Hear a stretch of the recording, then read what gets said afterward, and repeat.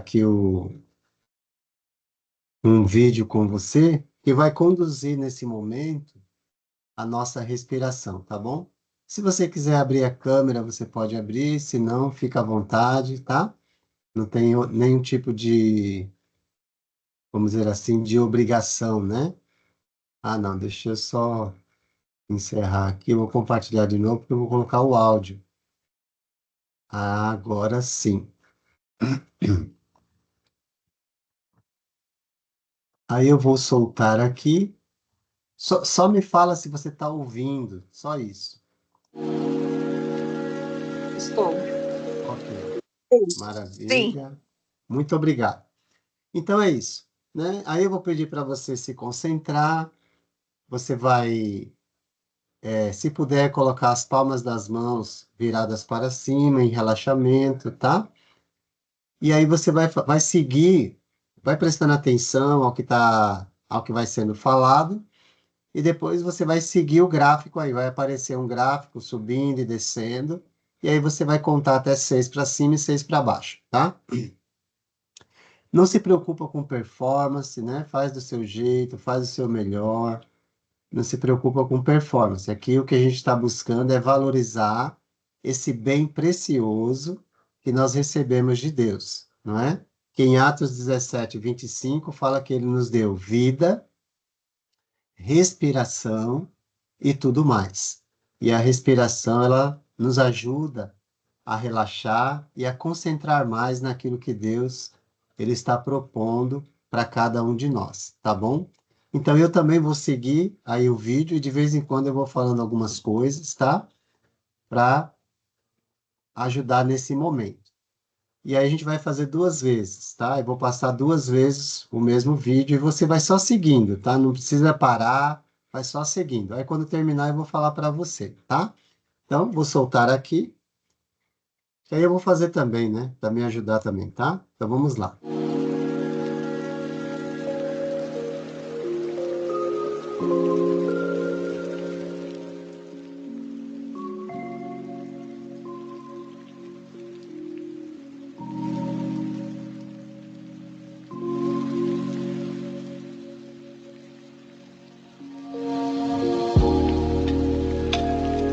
Contando até 6 para cima e soltando.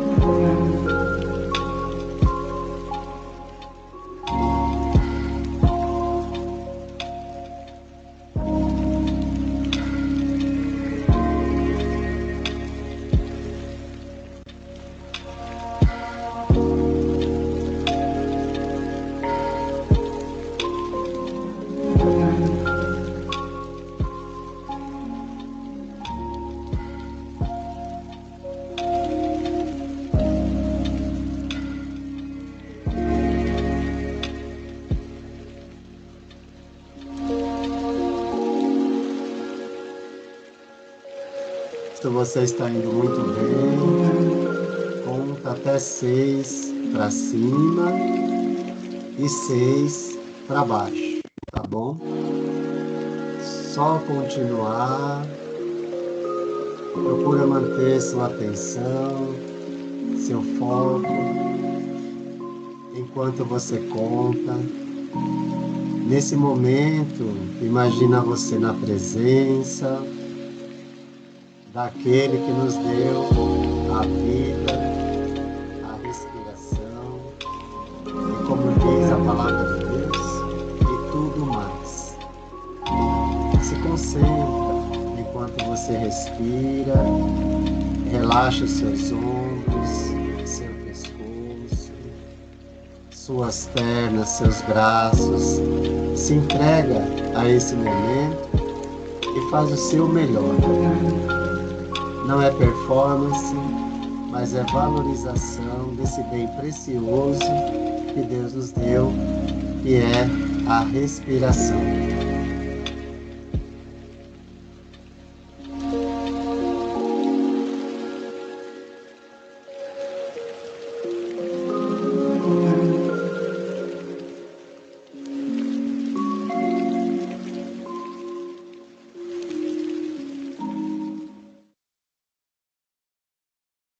Agora eu vou pedir para você fazer uma última respiração. Você vai puxar o ar lá em cima e vai segurar por um tempo. Você vai contar até 6, depois vai soltar lentamente e relaxar, tá bom? Respire então profundamente agora. Segura, conta até 6 e solta o ar bem devagar. Isso.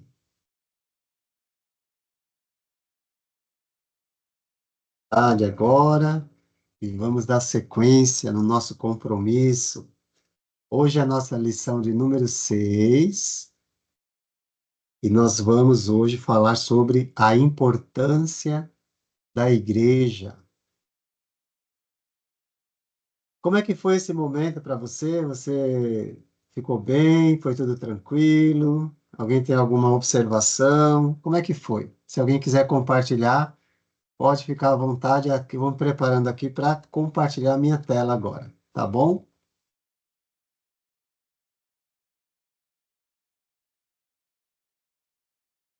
Ok. Alguém tem alguma observação? Foi tudo tranquilo? Você conseguiu fazer? Não conseguiu? Foi... Como foi para você?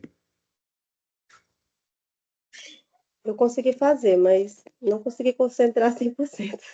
Ah, ok. Eu já fiquei Isso é lembrando, bom. já fiquei lembrando de, acho que tal pessoa vai gostar desse exercício, vai fazer bem para Ah, tal ok. pessoa. Ah, ok. Ah, meu Deus, Então, é isso, mas faz parte. Quanto mais a gente fizer, mas vamos mais melhorando. foco a gente vai ter, tá? E o objetivo aqui não é você se cobrar nesse momento. É você entender que faz parte do desenvolvimento nosso, né? Desenvolvimento humano mesmo, essa possibilidade de você ter controle sobre a respiração, e isso vai ter um benefício para você, tá bom? Tá Enfim, bom. nós teremos aí no futuro eu vou oferecer algum tipo de trabalho dessa maneira, tá?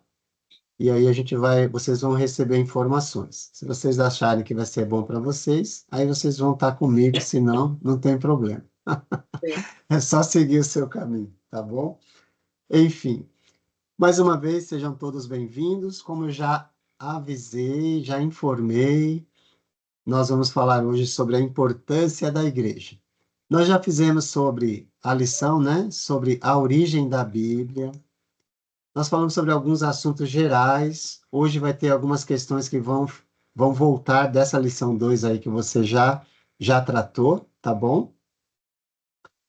Fizemos também a lição 3 falando sobre autoridade religiosa. A lição 4 nós falamos sobre a dádiva de Deus, a salvação. E a última lição, como é que o homem aceita essa dádiva, né? A salvação, ok? Caso você tenha perdido alguma lição, elas estão gravadas, e aí você pode, vamos dizer assim, rever, né? Até se você já quer rever novamente, você pode também ter acesso a essas lições, tá? Bom, como eu falei, hoje nós vamos falar sobre a importância da igreja, né? E essa lição aqui, na minha opinião, assim como as demais, né? Mas ela é muito importante porque o termo igreja, ele está, vamos dizer assim, de alguma forma, deturpado no tempo em que nós vivemos. Então, nós vamos falar sobre a importância, vamos falar sobre a organização, depois, né? Vamos falar sobre a unidade também, e vamos falar sobre a adoração. Como é que a igreja adora, né? Mas para a gente chegar nesse ponto, a gente precisa primeiro compreender a sua importância, né? Isso tem a ver com o que Deus pensa sobre a igreja dele, tá bom? Bom, na última lição nós estudamos que o homem começa uma nova vida na igreja de Cristo, ou na igreja que foi comprada com o sangue de Cristo, né? Isso é importante porque você vai perceber que denominar é dividir. E nós precisamos realmente responder essa pergunta: se nós fazemos parte da igreja de Jesus ou se nós fazemos parte simplesmente de uma denominação religiosa, tá? Isso é importante. Por quê? Porque se a igreja é de Jesus, ela não tem nome, tá bom?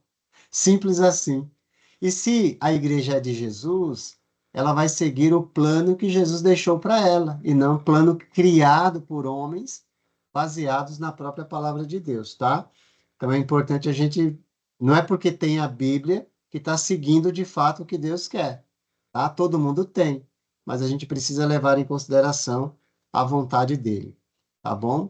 Então, essa lição vai falar sobre a importância da igreja, mas a vida do homem, ou a nova vida, começa na igreja de Jesus, quando ele recebe o presente divino da salvação. E aí, eu espero que você lembre que existe um plano de salvação que foi deixado por Deus para que nós pudéssemos fazer parte da igreja dele. Pensando nisso, vamos ver se a gente está alinhado. Quando a gente entra em contato com o plano de salvação, quem é que acrescenta o ser humano à igreja? Quem é que acrescenta? Você lembra?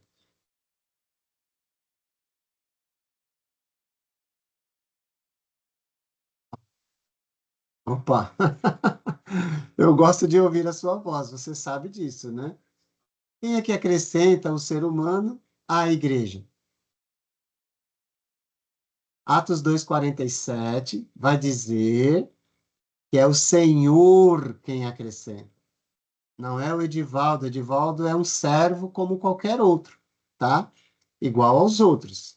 O Edivaldo, ele precisa continuar lutando como você, como qualquer outra pessoa, para permanecer na igreja na qual ele foi acrescentado por Deus, não por qualquer homem, tá?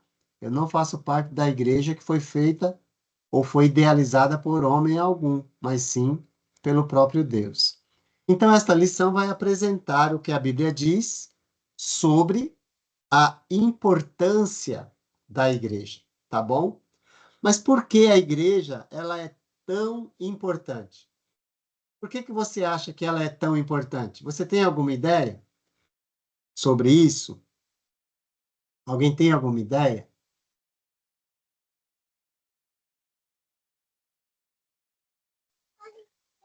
Porque é a igreja de Deus.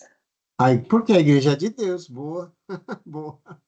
Ela é importante porque é de Deus, porque se for do ser humano, aí ela vai ter algumas características estranhas, né, em relação àquilo que Deus estabeleceu. Mas por que que a igreja é tão importante? Primeiro, porque ela cumpre o propósito eterno de Deus. Essa é a primeira coisa. E em segundo lugar, ela é importante porque ela tem uma missão elevada a desempenhar. Ou seja, a igreja tem uma missão nobre, ela tem uma missão elevada. E a gente vai ver isso hoje, se Deus assim permitir. Abra em Efésios, capítulo 3, de 9 a 11, tá? Eu estou aqui com a NVI, né? Eu podia colocar o texto aí, né? Mas eu queria que você sempre abrisse sua Bíblia para que você pudesse encontrar por si aquilo que Deus ele está propondo para você, tá bom? Então, Êxodo, né? Ó, agora eu fui longe, hein? Efésios, a carta de Paulo aos Efésios, capítulo 3, de 9 a 11. Vamos ler do 8 ao 11, que aí dá mais contexto, né? Diz assim, ó: embora eu seja o menor dos menores de todos os santos, foi-me concedida esta graça de anunciar aos gentios as insondáveis riquezas de Cristo e esclarecer a todos a administração deste mistério que, Durante as épocas passadas, foi mantido o culto em Deus, que criou todas as coisas. A intenção dessa graça era que agora, mediante a igreja, olha a importância aí, né? A multiforme sabedoria de Deus se tornasse conhecida dos poderes e autoridades nas regiões celestiais, de acordo com o seu eterno plano, eterno propósito que ele realizou em Cristo Jesus, nosso Senhor, por intermédio de quem temos livre acesso a Deus em confiança pela fé nele. Acabei lendo até o 12, né? Porque aí ficou mais dá mais sentido, né? Então, a igreja, ela cumpre o eterno propósito de Deus, eterno plano de Deus. Então, a Bíblia, ela ensina que a igreja, ela vai cumprir um plano que foi idealizado por Deus na eternidade. Que maravilha, né? Isso significa que nós já estávamos na mente de Deus, no plano de Deus, realizado pela sua graça. Olha que maravilha, é essencial, né? Tá bom? Agora, tudo isso tem um propósito também com relação ao ser humano. Qual o propósito que Deus criou o homem? Qual o propósito? Efésios capítulo 1, de 4 a 6. Se você tiver com a sua Bíblia aberta, aí você já observa aí, olha, Efésios 1, de 4 a 6. Nós fazemos parte desse eterno propósito, olha que beleza. Diz assim a palavra do Senhor: porque Deus nos escolheu nele antes da criação do mundo, para sermos santos e irrepreensíveis em sua presença. Em amor, nos predestinou para sermos adotados como filhos, por meio de Jesus Cristo, conforme o bom propósito da sua vontade, para, em direção a, para o propósito de, para o louvor da sua gloriosa graça, a qual nos concedeu gratuitamente no amado. Se você observar, isso vai ser repetido na sequência, a, a partir depois no verso 11, tá? Ele vai, segundo o propósito da sua vontade, verso 12, para que sejamos para o louvor da sua glória, verso 14, para o louvor da sua glória, ou seja, em vários momentos é repetido o propósito para o qual Deus criou o homem. Você e eu não estamos aqui por acaso, tá bom? Deus nos criou com um determinado propósito. Se você ainda não encontrou esse propósito, continue buscando, porque você vai encontrar, tá bom? A gente não cria propósito. Talvez o seu propósito hoje seja simplesmente viver aqui, né, sabendo que vai chegar ao fim em algum momento e você vai determinou como propósito viver corretamente, ter uma vida tranquila, enfim. OK, esse é um propósito bom, só que Deus tem mais para você. Deus quer que você e eu encontremos o propósito de glorificá-lo aqui e também depois daqui, tá bom? Então, que você possa encontrar esse propósito máximo da sua existência, ok? Porque não termina aqui. Bom, Deus criou o homem com o propósito de servi-lo, glorificá-lo, mas também de beneficiar-se com as suas bênçãos. As bênçãos estão sendo derramadas e nós precisamos desfrutar daquilo que Deus tem oferecido a nós, que não está apenas ligado a este mundo, mas também ao mundo por vir. Gente, até o sofrimento, ele tem propósitos em nossa vida. Por quê? Porque a Escritura vai dizer que todas as coisas cooperam para o bem daqueles que amam a Deus e que foram chamados segundo o seu propósito. Então, isso é importante a gente saber que Jesus, ele nos liberta do pecado, ele tira toda a nossa culpa do pecado, mas ele não nos livra aqui do sofrimento.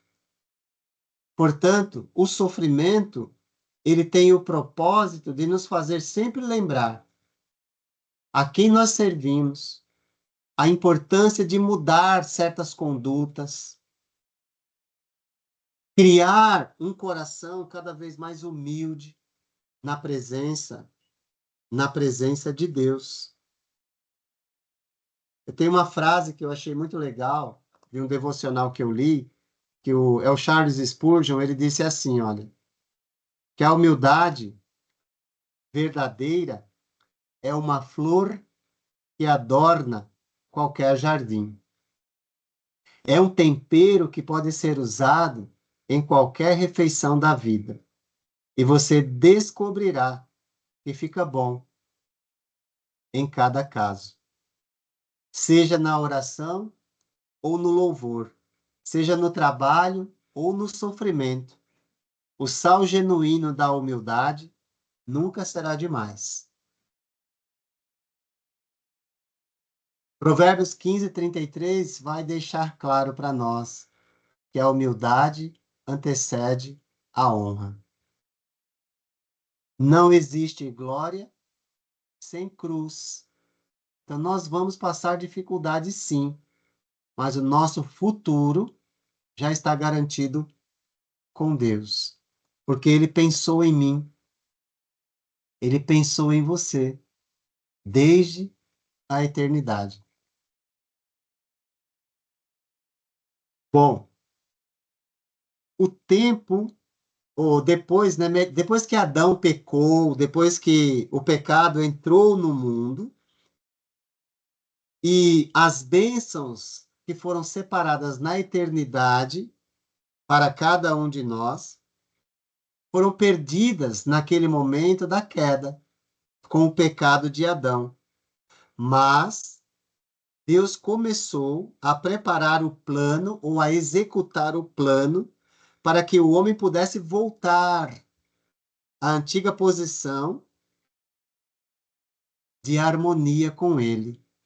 É por isso que hoje, quando eu peço para você respirar e você imaginar você se elevando do pó da terra, na presença do Criador, e imaginar ele soprando em suas narinas o fôlego da vida. E, a partir do momento em que o ar entra em seus pulmões, você começa a funcionar de forma harmoniosa com o seu Criador. E é importante que isso marque a primeira criação, que foi danificada pelo pecado. Só que mais tarde, Jesus ele vai soprar o seu espírito nos seus discípulos. João 20:22. E aquele momento marca a segunda criação. Só que não é física, é espiritual.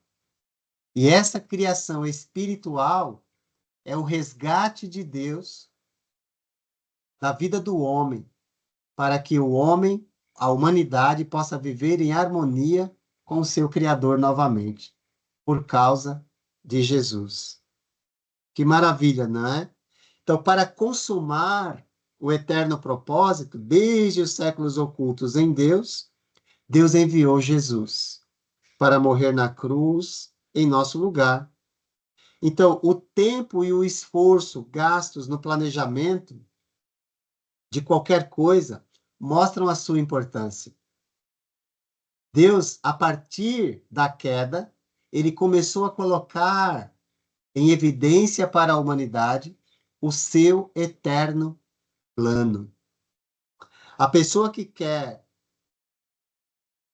tomar posse desse plano, ela precisa aceitar as condições colocadas por Deus através de Jesus. Nós vimos isso na última lição, tá? Bom, da mesma forma que uma pessoa, opa, já chama a Tati, a pessoa que quer formar-se em medicina, engenharia, ela precisa estudar durante muito tempo até formar-se. Por quê? Por causa da importância que aquilo tem para ela, não é verdade? Então, Deus ele considerou a igreja tão importante que ele a planejou desde os tempos, desde o começo dos tempos. Então, o seu esforço para colocar em prática e consumar esse eterno propósito mostra a importância da igreja. Então, depois de ter sido planejada desde o início, aí eu chamo esse momento aí de os 4 P's do planejamento divino, tá? Os 4 P's. Então, depois de ter sido planejada desde o início, a igreja foi prometida na era patriarcal, nós vamos ver isso já em mais detalhes. Ela foi profetizada na era judaica ou mosaica. Ela foi preparada nos dias de Cristo e ela foi ou ela se tornou presente na era cristã, tá bom? Então, vamos lá, Tati, pode falar. Bom dia de novo a todos. Eu lendo o versículo aqui em Efésios, deixa eu voltar aqui na Bíblia, está escrito assim: nos predestinou para sermos filhos de adoção por Jesus Cristo para si mesmo, segundo o beneplácito da sua vontade. Certo? A dúvida que me gerou diz assim: e nos predestinou. Ok. Então, se ele predestinou alguns para sermos, porque me dá esse entendimento, sabe? Parece que para alguns ele não predestinou. Não sei se no sentido de não é para todos, ou é para Ok. todos, mas todos, nem todos serão, ou se ele já separou aqueles que seriam. Eu fiquei com essa sensação, entende? Ok, legal. Boa pergunta, tá aí, boa observação. Graças a Deus alguém percebeu e perguntou. Isso é muito importante, tá bom? Vamos lá. É só a gente pensar assim: a predestinação bíblica, ela existe. Isso é fato porque você acabou de ler, certo? Então, então, a predestinação aqui ela não é fator de discussão, porque ela existe. A grande pergunta é: quem Deus predestinou? Essa que é a grande pergunta, certo? Quando você... Agora vamos pensar na predestinação bíblica do modo que está na mente de Deus. Porque a dúvida surge, Tati, a partir do pensamento que existe a predestinação na mente do homem. O homem também tem o seu pensamento sobre predestinação. E o pensamento de predestinação que está na mente do homem é que Deus predestinou indivíduos. Porém, quando você lê o texto, você fazendo algumas perguntas, você consegue encontrar a resposta que está na mente de Deus. Então vamos lá. Se Deus ele fez esse planejamento na eternidade, então Deus ele está pensando em indivíduos ou ele está pensando num grupo que ele chamou igreja? Essa é a primeira pergunta. Os indivíduos não existem naquele momento. Então, Deus está pensando em grupo ou está pensando em indivíduos? Entende? Ok. Aí você avança mais um pouco e pergunta: para quem Deus ou Paulo está escrevendo a carta?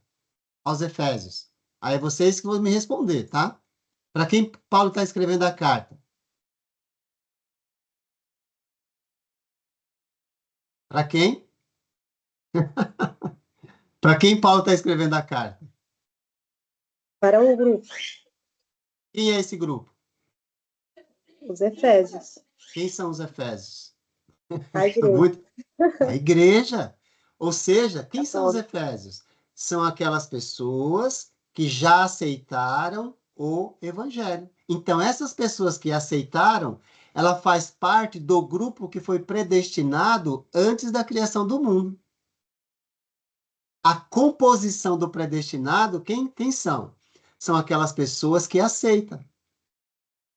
Agora, quem são essas pessoas? Como elas são chamadas, essas pessoas? Você é um predestinado. Mas quando que você vai passar a ser um predestinado para a salvação?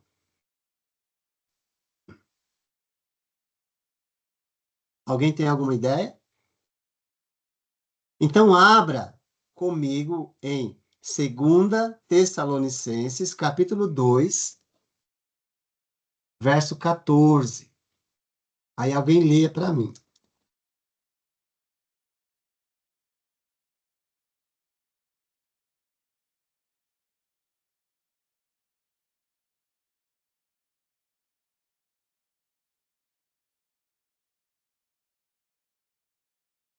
Estava mudo o meu. Vamos ler 2, 13 e 14, tá? Alguém gostaria de ler? Qual é o livro, Divaldo? Eu não peguei. 2 Tessalonicenses 2, 13 e 14.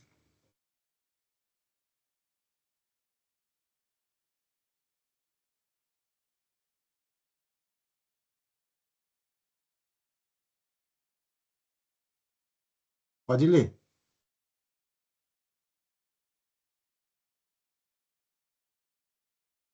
Gostaria de ler? Pode.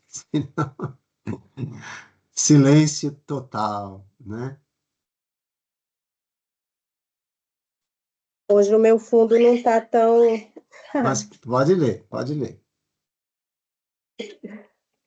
Com esses meninos. Pode Segunda ler. Tessalonicenses 2, 13 e 14. Isso. Exortação à perseverança. Mas nós devemos sempre dar graças a Deus por vocês, irmãos amados pelo Senhor, porque desde o princípio de Deus os escolheu para serem salvos mediante a obra santificadora do Espírito e a fé na verdade.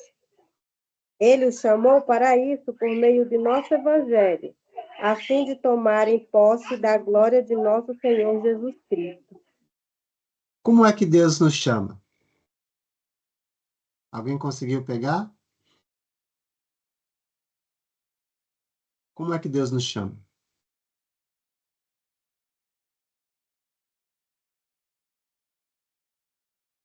Verso 14. Como é que Deus nos chama? Pelo Evangelho. Deus nos chama através do Evangelho. Você lembra o que foi que Jesus disse quando ele foi embora para os discípulos? Vão pelo mundo, preguem o Evangelho a quem? Toda criatura. A toda criatura. Quem crer e for batizado será salvo. será salvo. Ótimo, perfeito. Então, o que isso nos revela? Que todas as pessoas, ok? Elas têm a livre escolha de aceitar ou não. Mas quem são os predestinados para a salvação? Os cristãos. São os que aceitam. São os cristãos, sim, ok? Mas são os que aceitam. Então, se você aceitar o evangelho que chegou até você, você foi chamado por Deus para a salvação. Mas quando é que você vai tomar posse daquilo que já foi preparado antes da criação do mundo? Quando Se você... aceitamos. Exatamente, gente. Então, o que é predestinação bíblica? A predestinação bíblica, ela diz respeito à igreja que foi idealizada na eternidade. Fazer parte dessa comunidade predestinada para a salvação é escolha do indivíduo. Deu para entender? Você consegue compreender que todos têm acesso, mas os predestinados quem são? São os que aceitam. Porque o predestinado não é o indivíduo. O que foi predestinado foi um grupo para a salvação eterna. Mas esse grupo predestinado é aberto para todas as pessoas. Porque o evangelho é para todos, não é para alguns. Vão pelo mundo e pregam o evangelho a todas as pessoas. Quem crer, então é escolha, e for batizado será salvo. Ok? Esse quem crer, né, é o livre-arbítrio da gente, né? É o livre-arbítrio da gente. Muito bom. A gente escolhe ser ou não ser. Exatamente. Então, se você já aceitou a Jesus, você é um predestinado para a salvação. Agora, o predestinado para a salvação pode cair da graça? Essa é outra pergunta, tá vendo? Para completar a que a Tati fez. Pode cair ou não? Pode. Por quê? Se não permanecer Se não firme, permanecer. Isso, perfeito. Agora o coro angelical entrou em ação. Isso é muito bom. Eu vou ler aqui, ó, só para você ver, tá? Foi para a liberdade que Cristo nos libertou. Está escrito em Gálatas 5:1. Portanto, permaneçam firmes e não se deixem submeter novamente a um jugo de escravidão. Ouçam bem o que eu, Paulo, lhes digo. Caso se deixem circuncidar, Cristo de nada lhes servirá. De novo declara todo homem que se deixa circuncidar que está obrigado a cumprir toda a lei. Vocês que procuram ser justificados pela lei, separaram-se de Cristo, caíram da graça. Então, tem outros exemplos aí que a gente poderia citar. Não vou entrar mais nesse mérito, porque isso aqui já é suficiente. Agora, a pergunta é, Tati, você compreendeu o que é predestinação bíblica, o que está na mente de Deus? Ah, sim, certamente. Olhando Ok. com o olhar de Deus, há um completo entendimento. Pelo olhar do homem, isso realmente fica. Confuso, O né? homem tem um entendimento diferente, infelizmente. Exatamente. Infelizmente. Obrigada. Então, o que é predestinação bíblica? A predestinação bíblica é um grupo que foi idealizado por Deus na eternidade. Então, Deus predestinou um grupo, que mais tarde a gente vai descobrir que é a igreja. A igreja é predestinada para a salvação. Agora, fazer parte desse grupo é a decisão, é a escolha do indivíduo. Se você, o chamado do evangelho é para todos, mas os predestinados são aqueles que aceitam. Apenas isso. Tudo bem?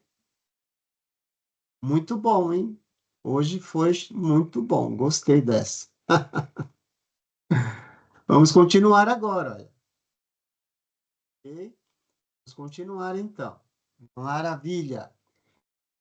Então, os 4 P's do planejamento divino envolvem a igreja prometida, profetizada, preparada e presente em nosso tempo. Então, vamos lá primeiro à igreja prometida na era patriarcal. Você lembra quem são os patriarcas? Alguém lembra?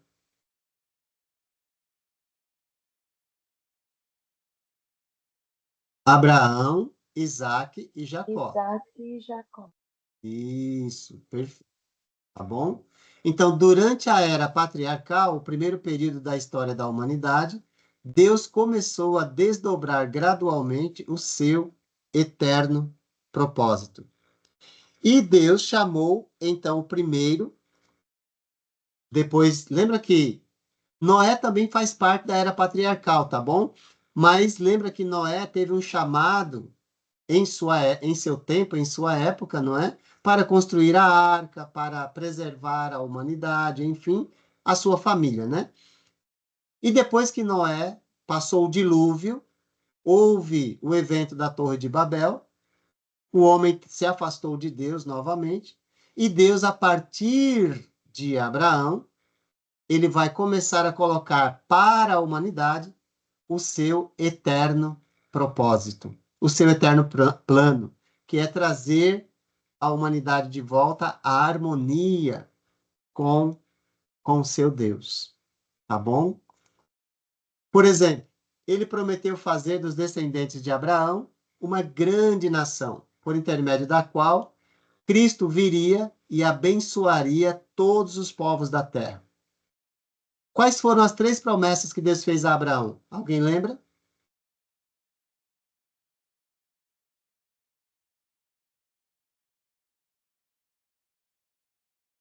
Deus prometeu um povo, Farei de ti uma grande nação.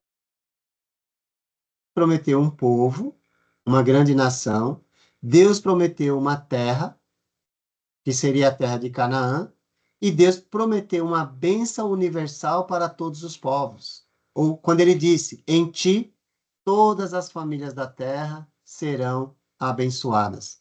Onde foi que cumpriu a primeira parte da promessa? Onde foi que a nação ela surgiu?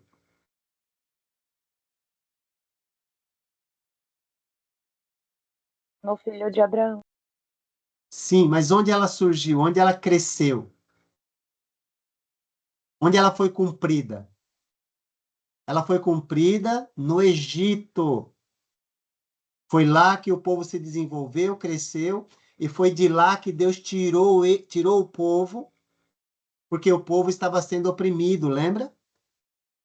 E quantos eles eram já naquela época? Eles começou com Abraão, somente com Abraão e Sara, um casal estéril. E depois Deus deu Isaac, depois deu Jacó, os 12 filhos de Jacó. Os 12 filhos foram para o Egito, porque venderam José como escravo e tudo mais. José se tornou governador do Egito, veio a grande fome, o povo desceu para lá e ficou. Lá o povo cresceu, toda a geração anterior morreu, surgiu um novo faraó que não quis nem saber do que José fez e começou a oprimir o povo, que naquela ocasião já eram quase 2 milhões de pessoas, ok? Ou pelo menos 650 mil homens, né? Tá bom? Contados naquele momento, ok? Agora, onde é que Deus cumpriu a promessa da terra?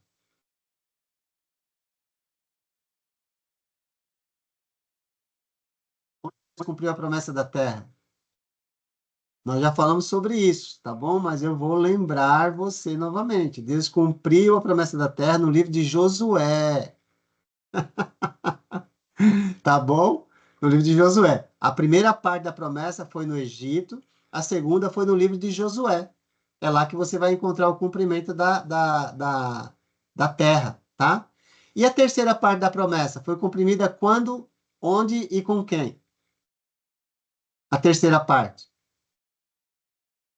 Olha aqui, ó. Ó. Foi cumprida em Cristo, que veio abençoar todos os povos da terra. E quem é Jesus? Um descendente de Abraão. Que beleza, não é? Abra na carta aos Gálatas, só para você ver isso. Na carta aos Gálatas. Deixa eu fazer uma pergunta para você. Até já dei a dica, mas vamos ver se você tá atento ao projeto.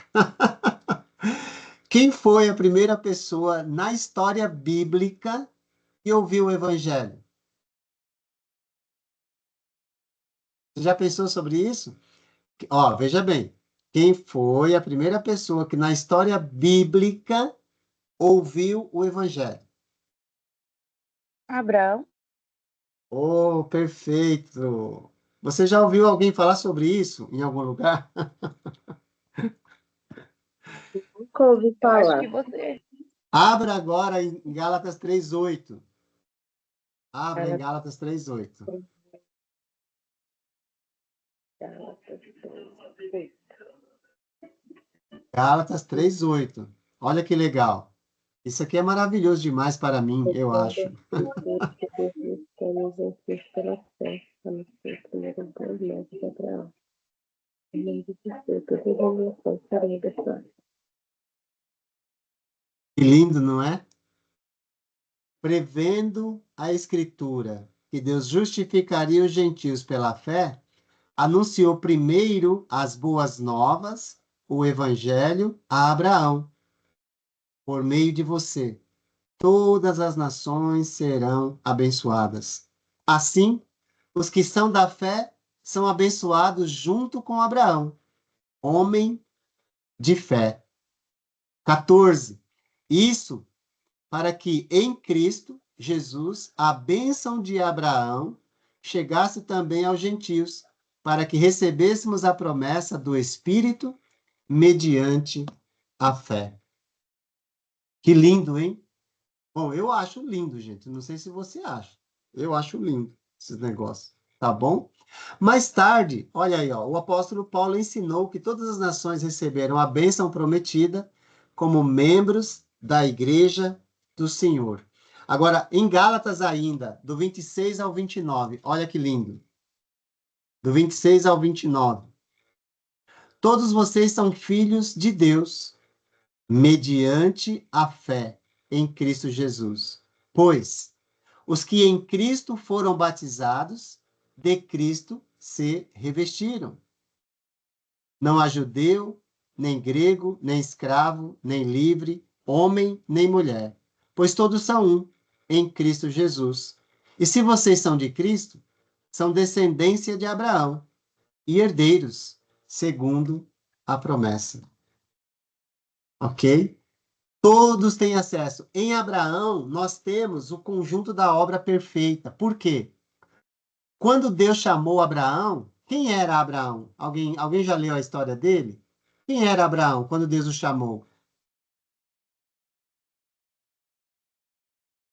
De onde ele era? Josué 24:2. Dá uma olhadinha para você ver. Josué 24:2.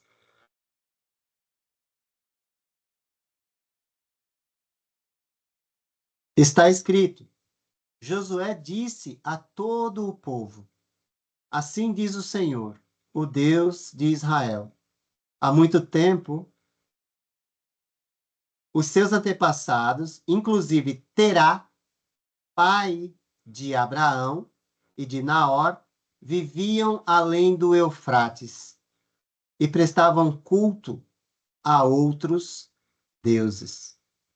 Aí ele vai dizer, mas eu tirei o pai de Abraão de lá e tudo mais. Então, quem era Abraão quando Deus o chamou? Era 24:12 que você leu? 2. Ah, tá. Tá ok? Abraão era idólatra, gente. Então, se Deus o tirou da idolatria, é porque Deus não gosta, não apoia, tá bom? Então, Deus se opõe à idolatria. Mas o que eu quero dizer com isso é que quando Deus o chamou, ele era um gentio como nós. E depois ele vai se tornar o pai da nação judaica.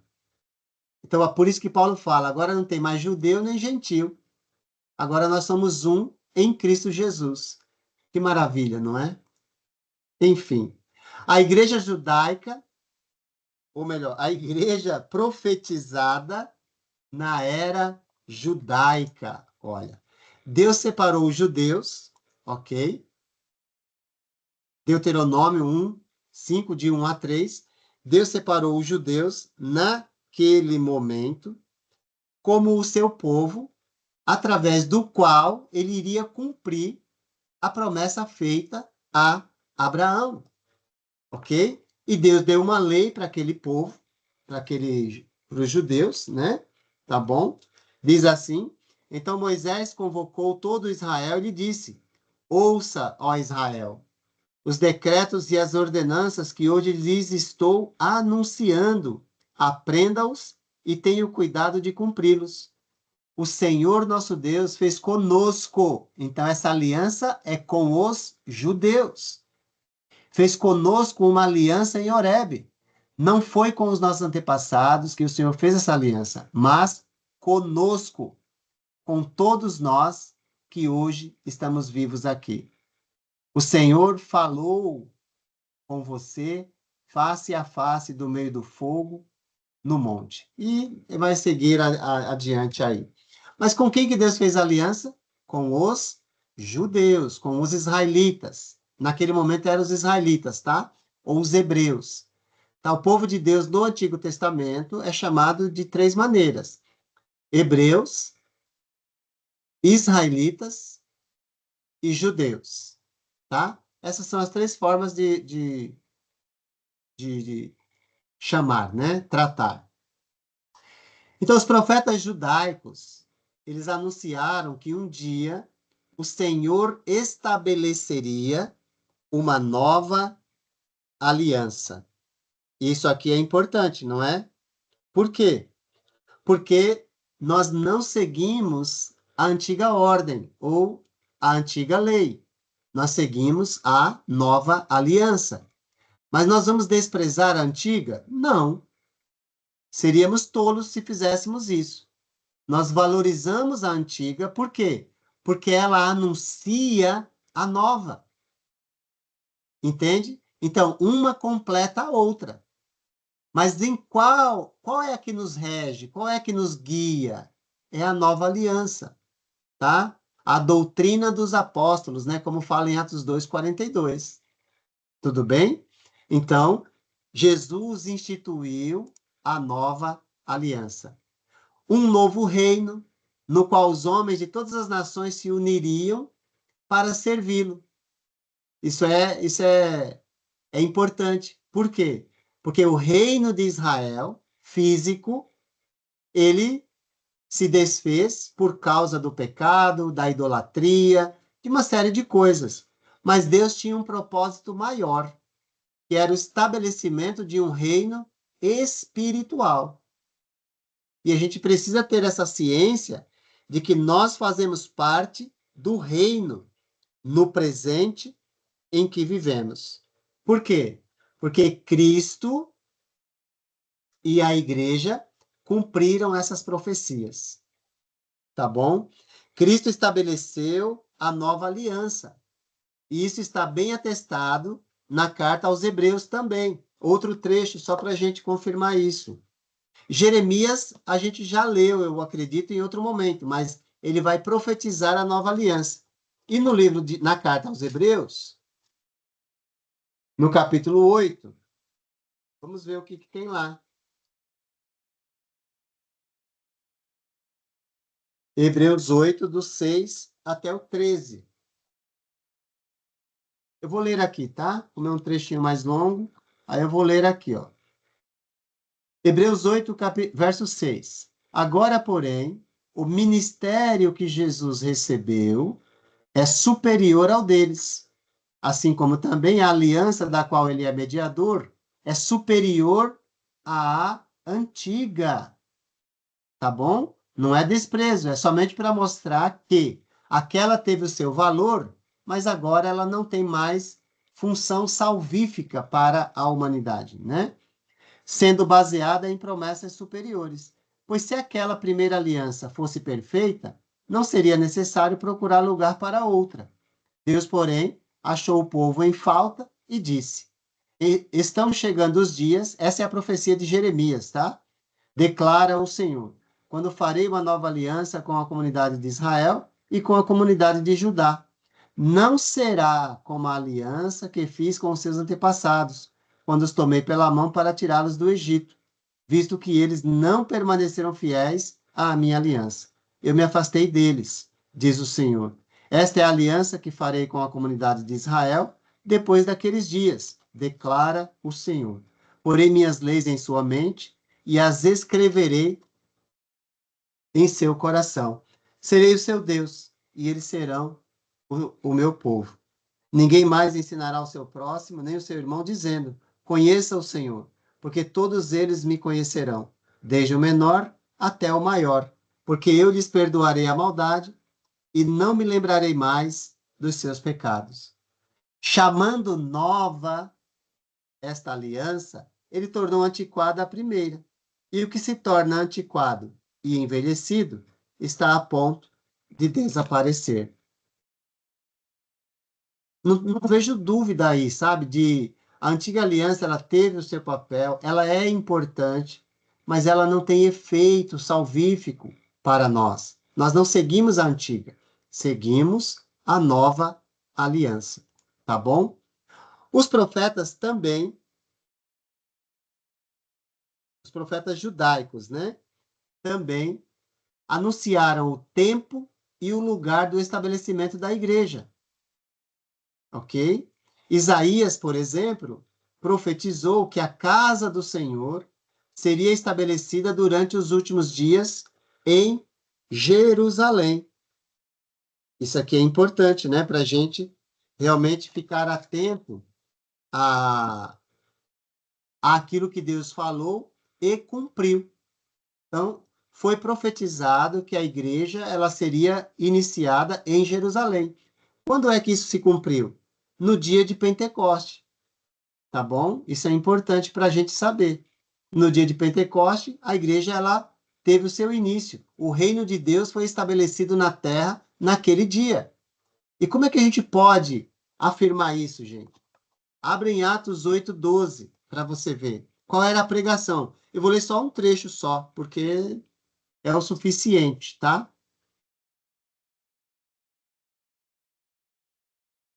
Atos 8:12.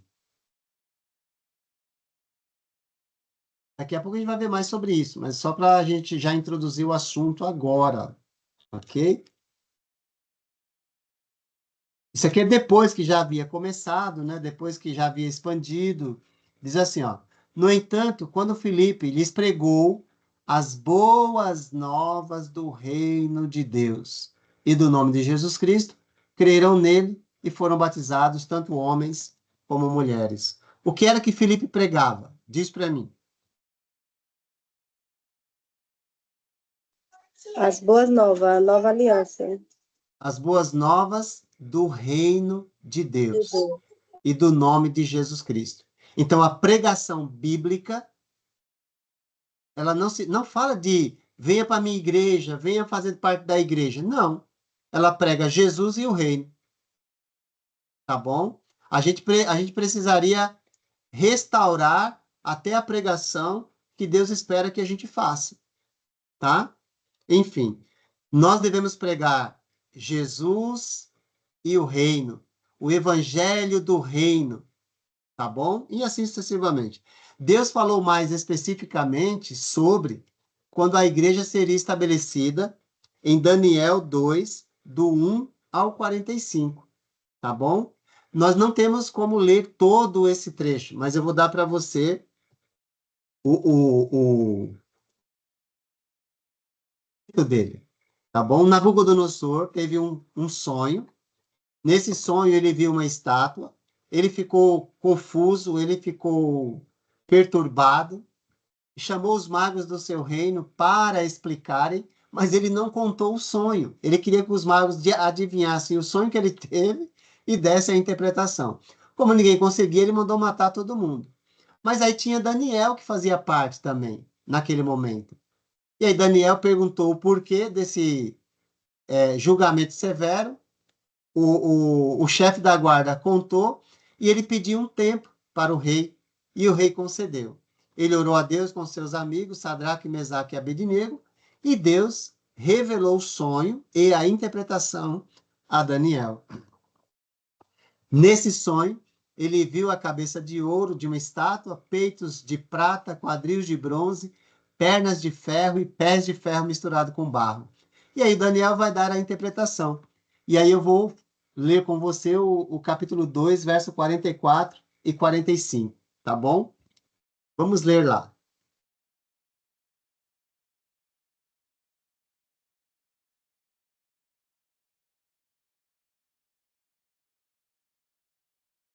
Daniel 2, 44 e 45.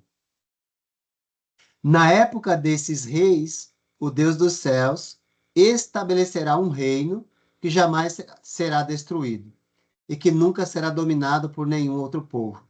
destruirá todos os reinos daqueles reis e os exterminará, mas esse reino durará para sempre.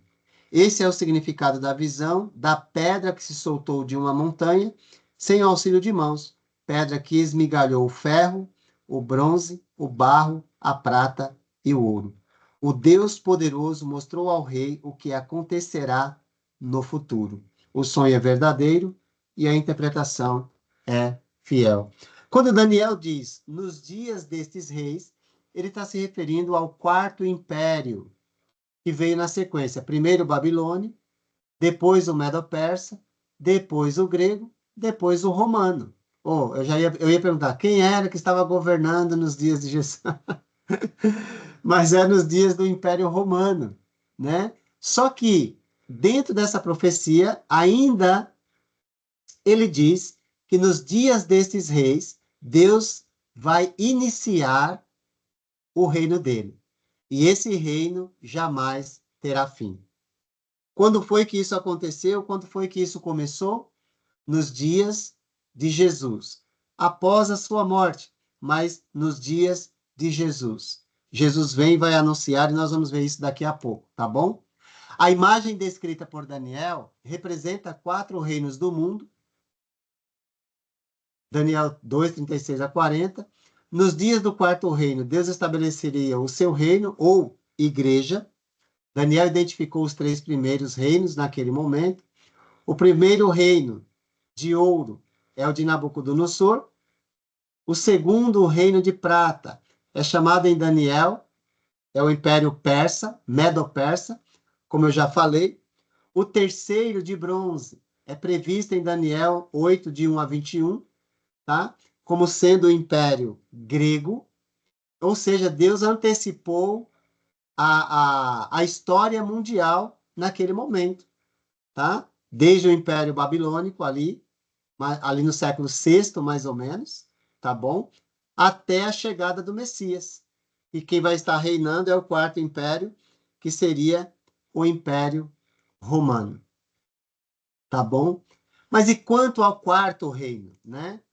A sua descrição em Daniel 2, do 40 ao 43, se ajusta perfeitamente ao chamado Império Romano, na história como tanto na história como na Bíblia, tá?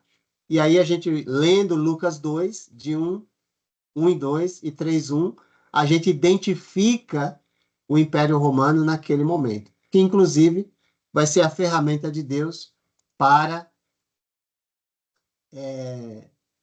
unir e também crucificar Jesus.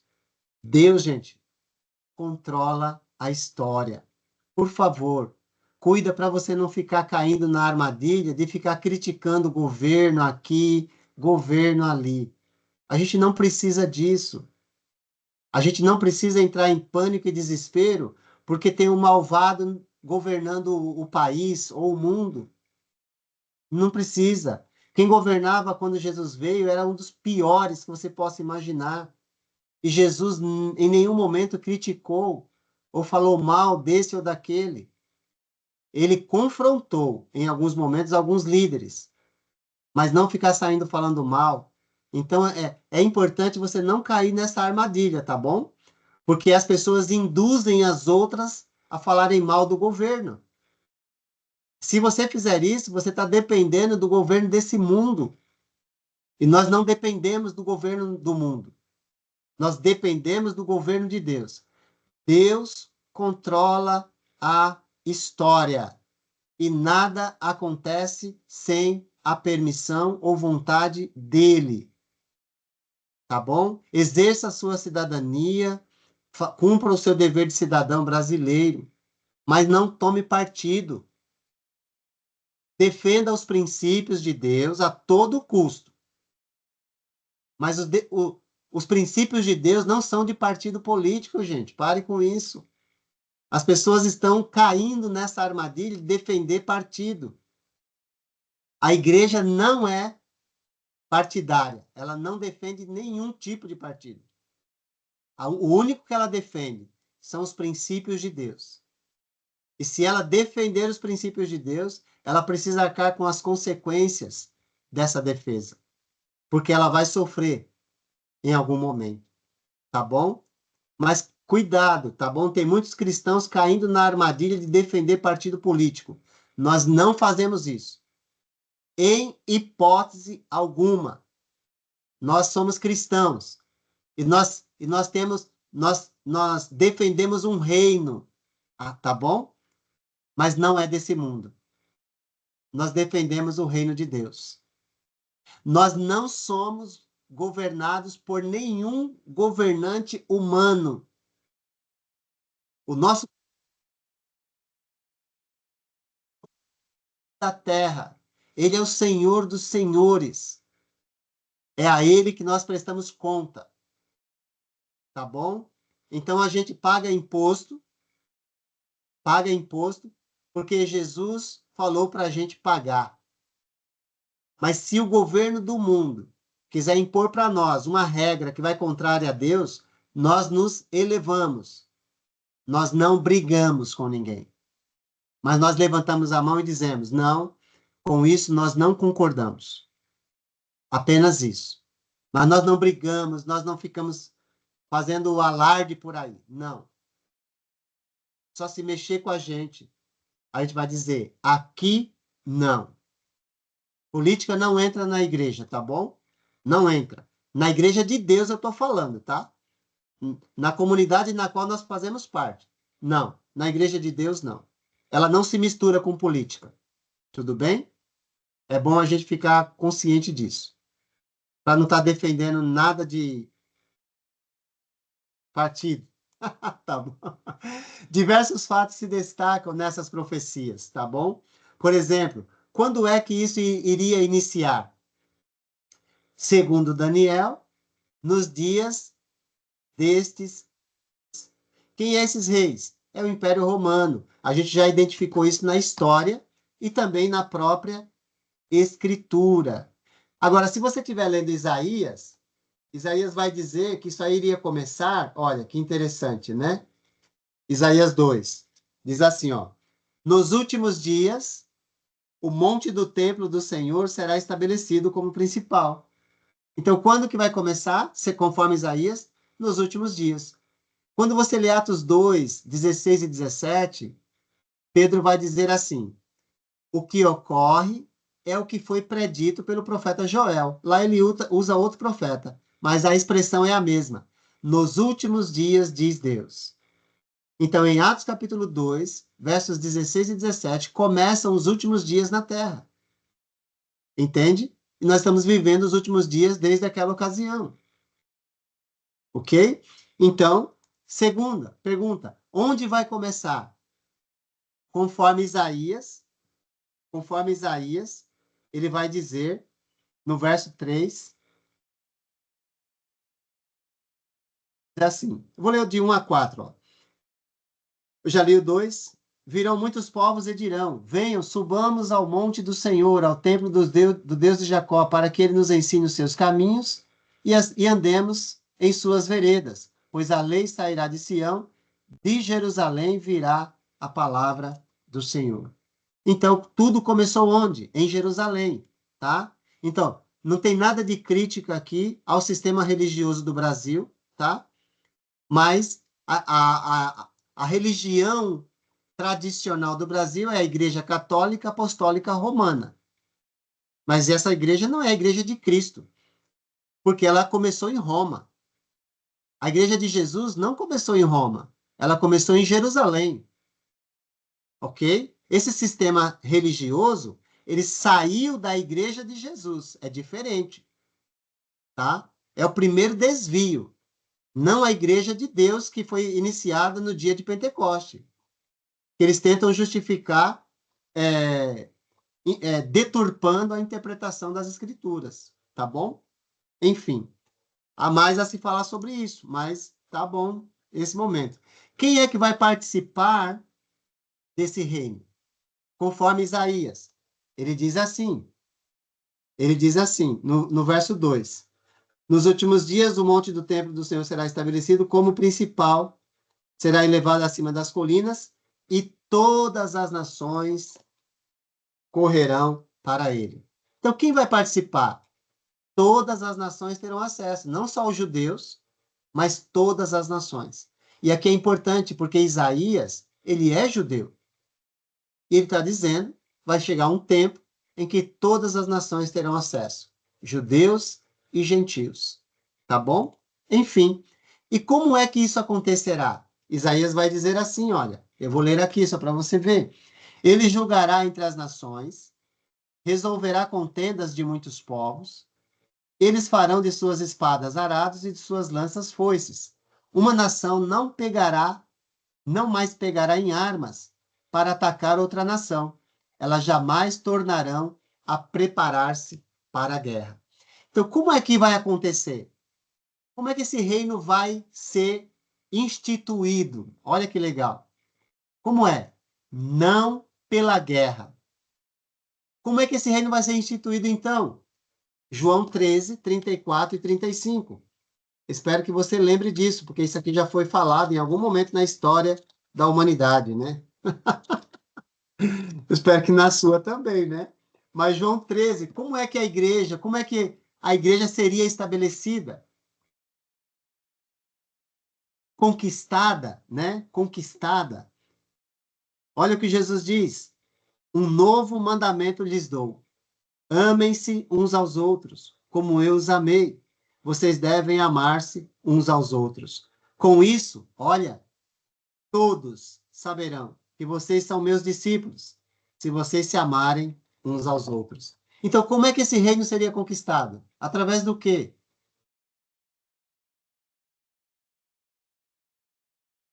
Cadê o coro angelical?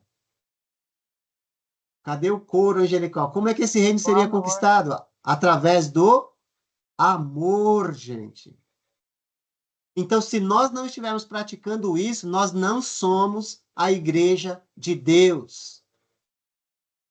Porque a igreja de Deus, ela é conhecida pelo amor e não pela guerra uns com os outros. Entendeu? Não é por defender essa bandeira ou aquela bandeira, gente. Olha que coisa. Bom, eu fico com vontade de falar mais, mas não dá, né? Senão a gente não termina. Tá bom? Então vamos lá. A igreja preparada nos dias de Cristo. Então, as profecias que nós vimos nesse momento mostram que Deus considerou a igreja tão importante que ele a anunciou séculos antes da sua existência, através dos profetas, tá bom? E ela foi preparada nos dias de Cristo. Deus terminou de preparar a igreja enviando Cristo para estabelecê-la. Jesus viveu durante os dias do Império Romano, o quarto reino anunciado por Daniel. Será que Jesus confirmou as predições dos profetas, segundo as quais a igreja ou o reino seria estabelecido? Vamos ver, né? Vamos ver. Vamos ver como é que isso acontece.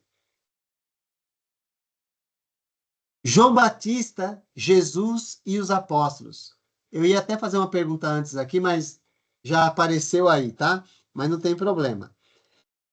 Você lembra como que Isaías, qual era o tempo em que Isaías disse que o reino seria estabelecido?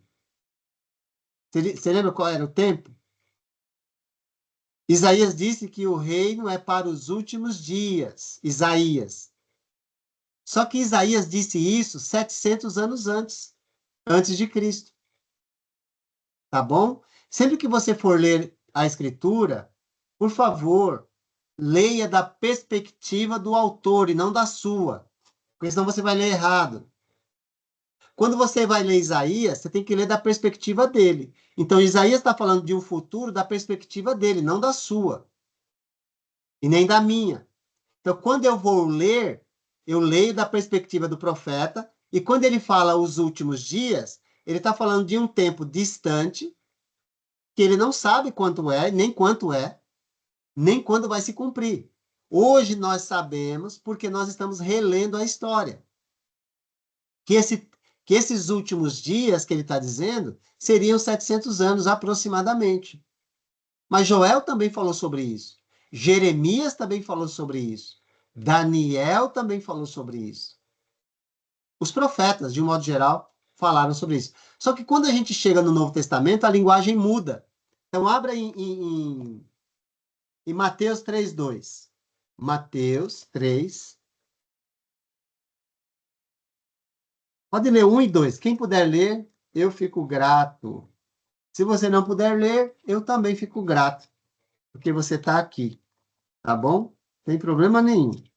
Mas se você puder ler, é bom. Eu gosto de ouvir a sua voz. Mateus 3, 1 e 2. Naqueles dias, surgiu João Batista, pregando no deserto da Judéia. Ele dizia: arrependam-se, pois o reino dos céus está próximo.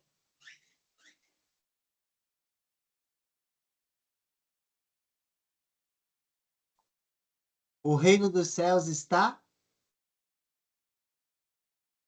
Próximo. próximo.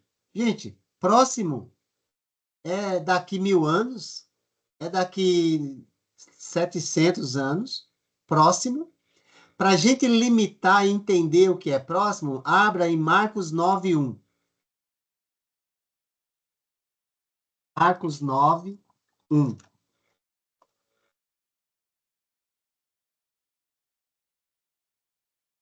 Alguém pode ler? Por favor.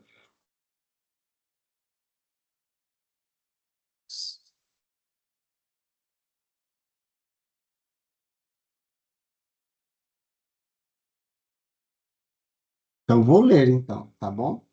Eles disse: garanto-lhes que alguns dos que aqui estão, de modo nenhum, experimentarão a morte antes de verem o reino de Deus vindo com poder.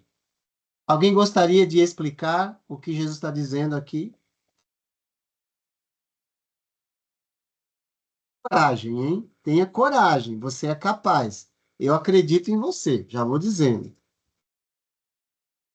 O que Jesus está dizendo aqui, gente?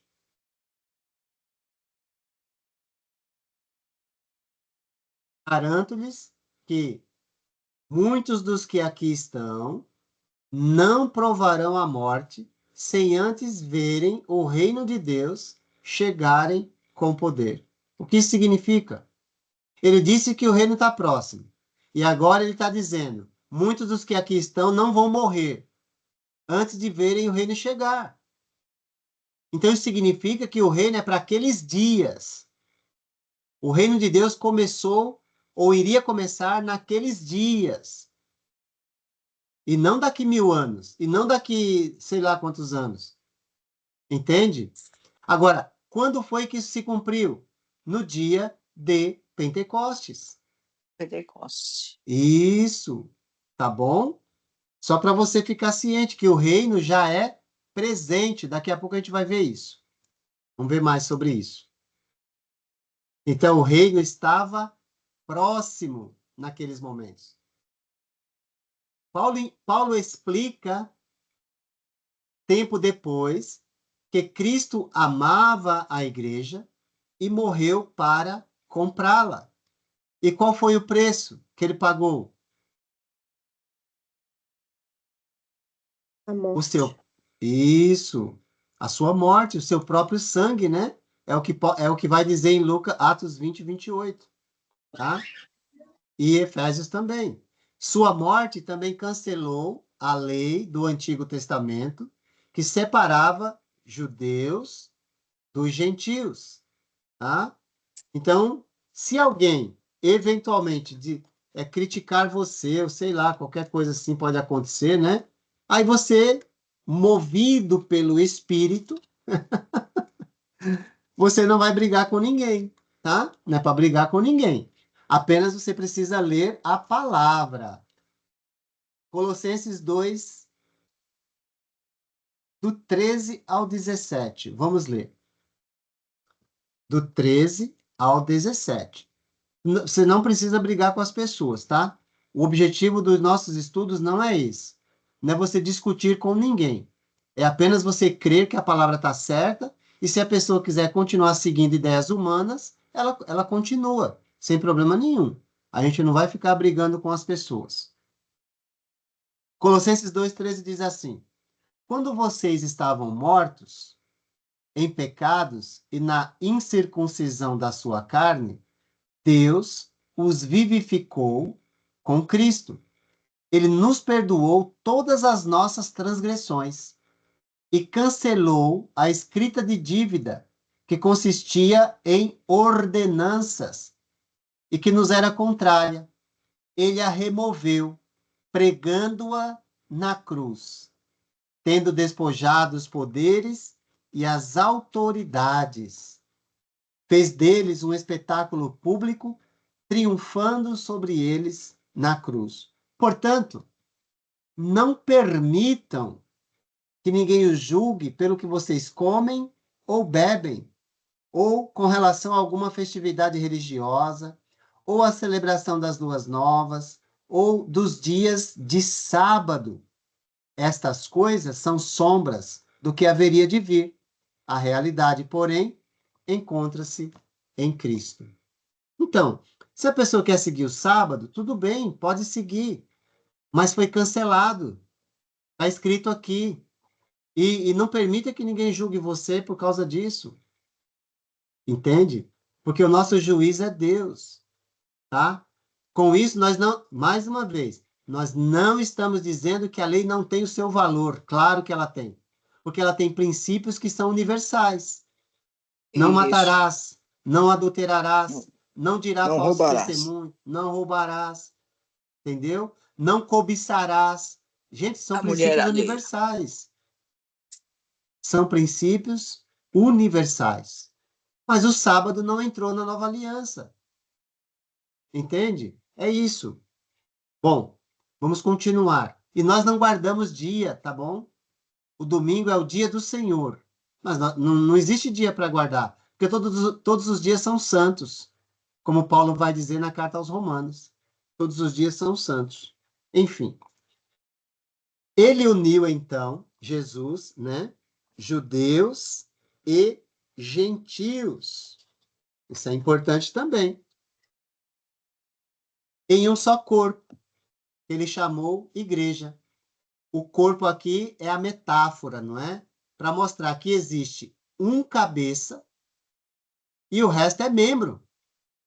Eu sou membro do corpo. Você é membro do corpo. Não existe membro melhor nem pior. O que existe é membro. E cabeça, só tem um.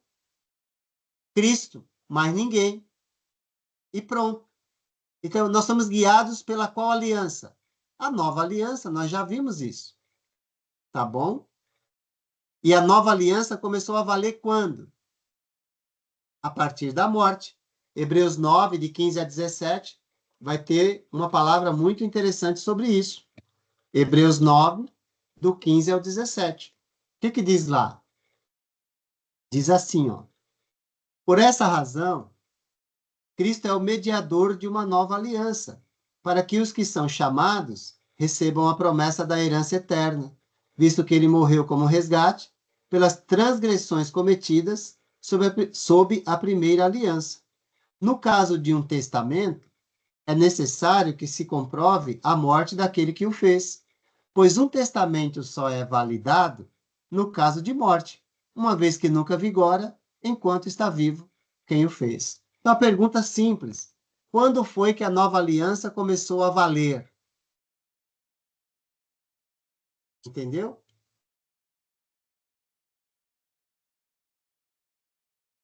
Foi que a nova aliança começou a valer? Depois da morte de Cristo. Antes, quando Jesus viveu, o que era que estava em vigor? A antiga aliança. Por isso ele cumpriu ela na íntegra, né?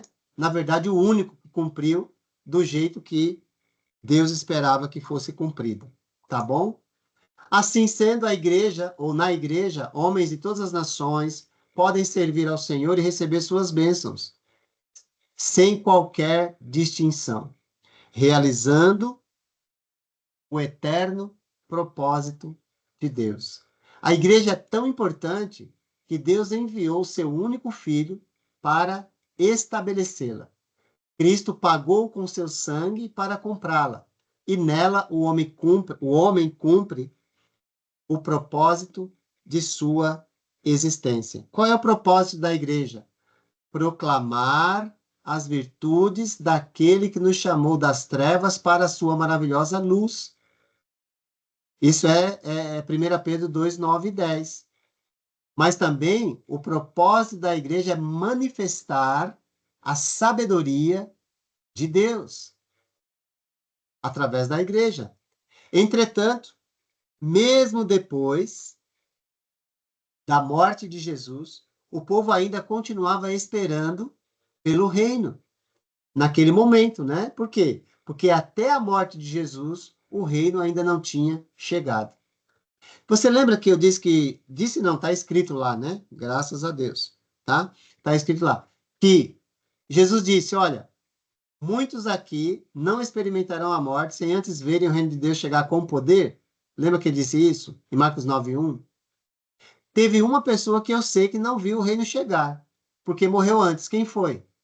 Quer dizer, várias delas, mas uma eu tenho certeza, que estava naquele grupo, naquele dia, e não viu o reino chegar. Quem foi?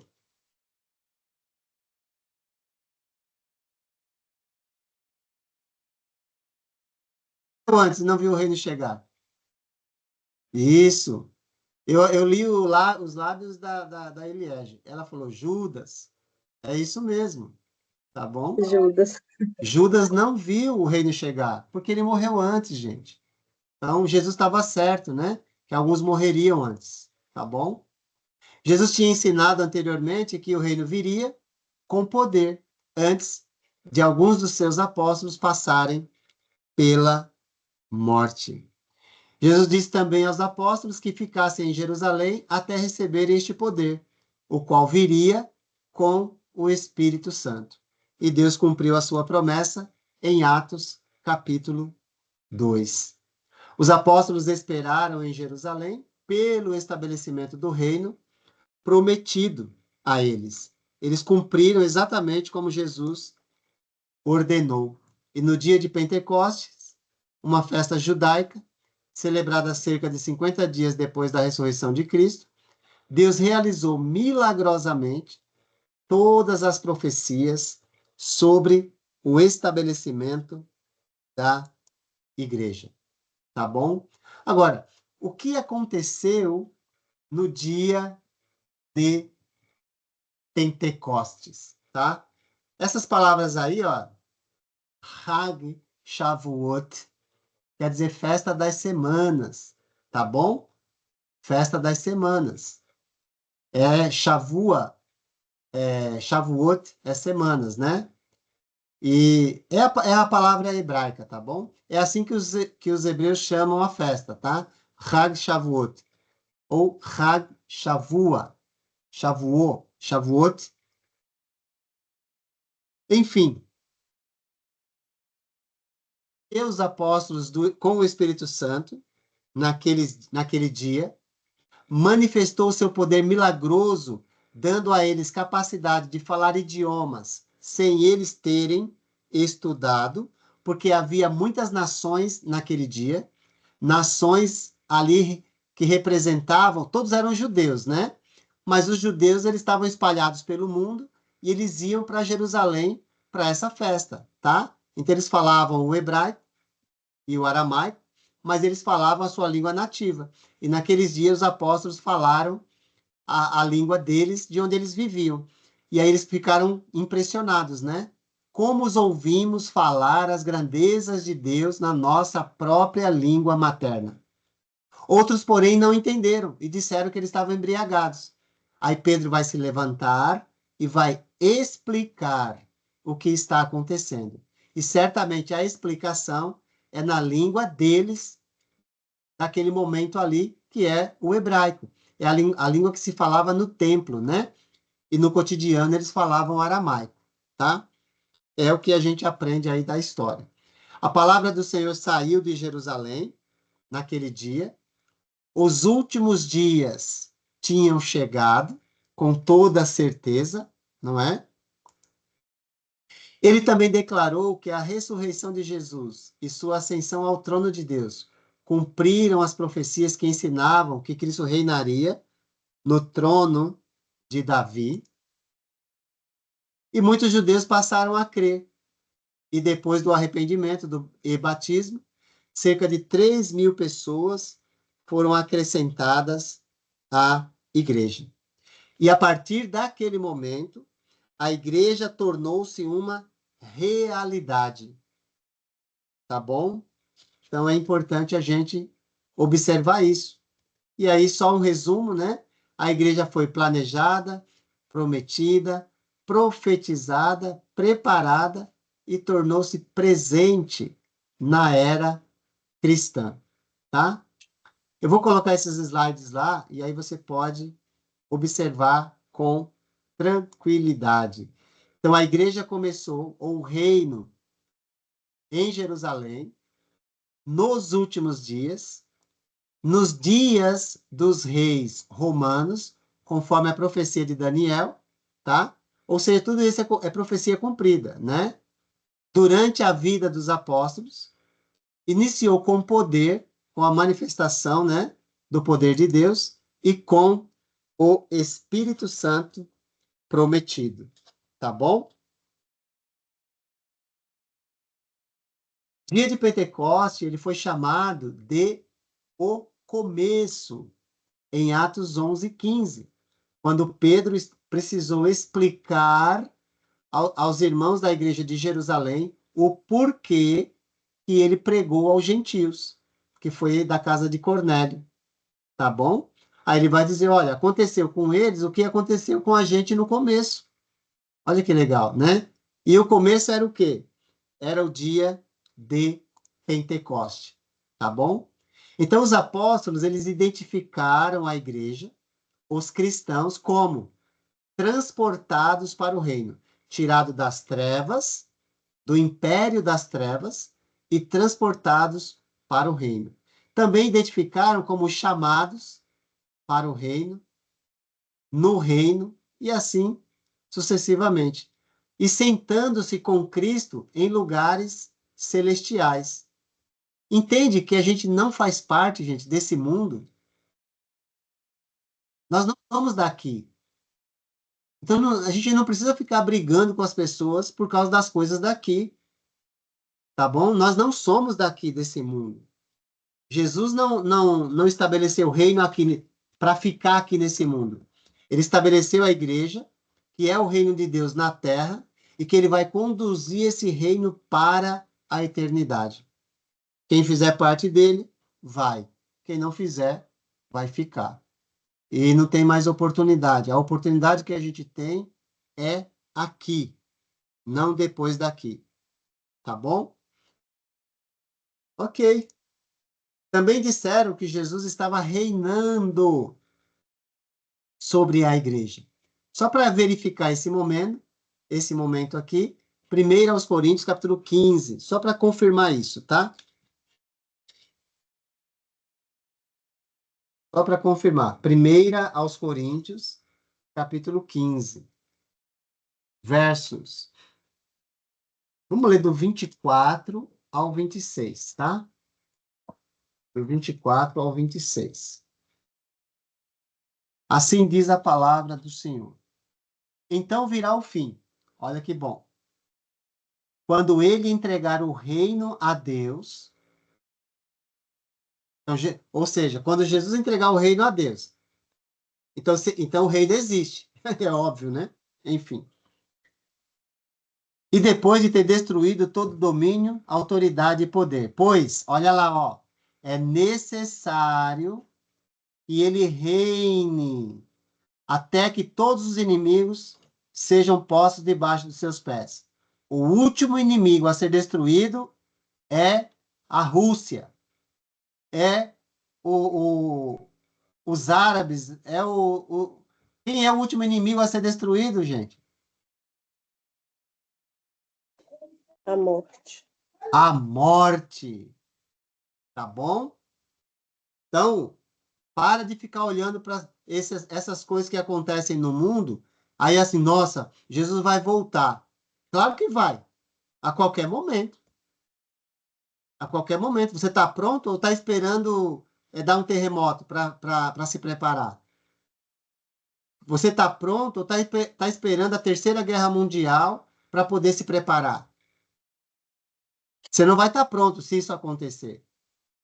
Você não vai estar pronto, porque você vai ter tanto medo que você vai negar a sua fé. Ou você está pronto agora, ou você não estará pronto em momento algum. Olha para Jesus. Olha para a palavra de Jesus. Para de ficar seguindo bandeira por aí, tá? Para, por favor. Não sei se é a sua realidade, mas quem for assistir essa aula, por favor, pare de seguir bandeira. Siga Jesus. E tá tudo bem, e no final vai dar certo. Homens e mulheres de todas as nacionalidades podiam ingressar na igreja como membros e glorificar a Deus na realização de seu eterno propósito. Graças a Deus, eu e você estamos aqui hoje para desfrutar desse momento. Deus fez o máximo para estabelecer a igreja, o reino na terra. Desde o princípio, a planejou, prometeu, profetizou, preparou e estabeleceu. E hoje isso é uma realidade. E agora, fazendo parte do eterno plano, nós seremos conduzidos para a eternidade. De que forma a igreja realiza o propósito de Deus nos dias de hoje? Qual a sua missão, não é? Qual a sua missão? Agora, a gente sabe que tem tudo a ver conosco. Antes também, né? Mas agora estava mais focado no geral, tá? Mas a igreja tem uma missão elevada. A expressão, os chamados, descreve bem a igreja, porque Deus a chamou de um mundo pecaminoso para cumprir o seu propósito. Qual é a missão da igreja? O que envolve esse chamado para uma missão superior ou elevada? A igreja foi chamada para a salvação. A missão da igreja é a salvação, porque ela é composta de pessoas salvas. Ela é composta, agora você pode afirmar, Tati, ela é composta dos que foram escolhidos, predestinados para a salvação. Por quê? Porque os predestinados e os escolhidos, eles aceitaram. Se você aceitou, então você é o escolhido. Se você rejeitou, você não é. Simples assim. Tá bom? Pessoas remidas pelo sangue de Jesus. Jesus também comprou a igreja com o seu próprio sangue. Então, ele é o salvador da igreja. Deus acrescenta cada pessoa à igreja quando essa pessoa é salva. E quando é que essa pessoa é salva? Quando ela crê e é batizada. Nossa, Divaldo, mas é só isso? Não, depois você joga isso.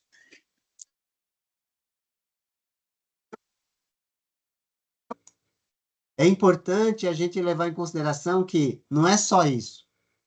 A simplicidade do plano não significa que é escasso de profundidade. Porque nós precisamos crer, nos arrepender, confessar, batizar e perseverar. Tá bom?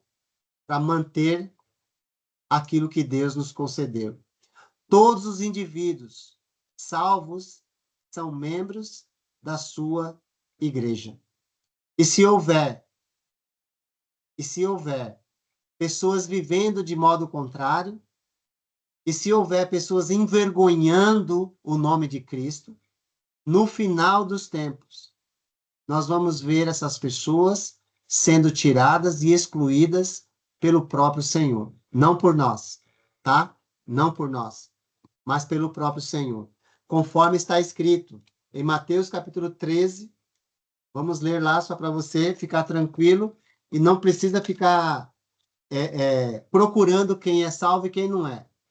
Basta que você seja trigo e não joio, tá bom? Mateus 13, 41 e 42. O Filho do Homem enviará os seus anjos e eles tirarão do seu reino tudo que faz tropeçar e todos que praticam o mal. Então, existe sim essas pessoas. Eu não quero ser uma delas, tá bom? Não quero ser. E não seja você também. Eles os lançarão na fornalha ardente, onde haverá choro e ranger de dentes. Então os justos brilharão como o sol no reino de seu Pai. Aquele que tem ouvidos, ouça. Tá bom? Então não fica procurando quem é joio, tá bom? Seja trigo, seja algo bom, seja servo de Deus, viva em santidade.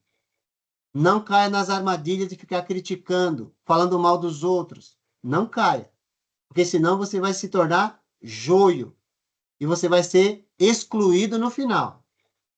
Tá bom? Isso é importante a gente pensar. A igreja se compõe, portanto, de todos os salvos, de todos aqueles que serão conduzidos para a eternidade com Jesus.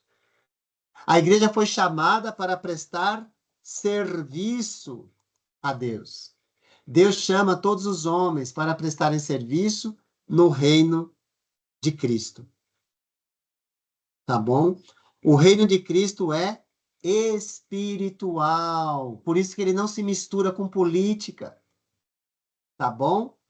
Enfim, ó, eu vou ler, não tem como não ler. Eu ia deixar para passar, mas eu preciso ler. Só para você, para lembrar você. Depois eu vou falar onde está. Em João, já falei. Em João 18:36 está escrito, Jesus disse. João 18:36. Disse Jesus: o meu reino não é deste mundo. Se fosse, os meus servos lutariam para impedir que os judeus me prendessem. Mas agora, o meu reino não é daqui. Pilatos vai debochar um pouco, né? Logo tu és rei. Pois é, Jesus é rei.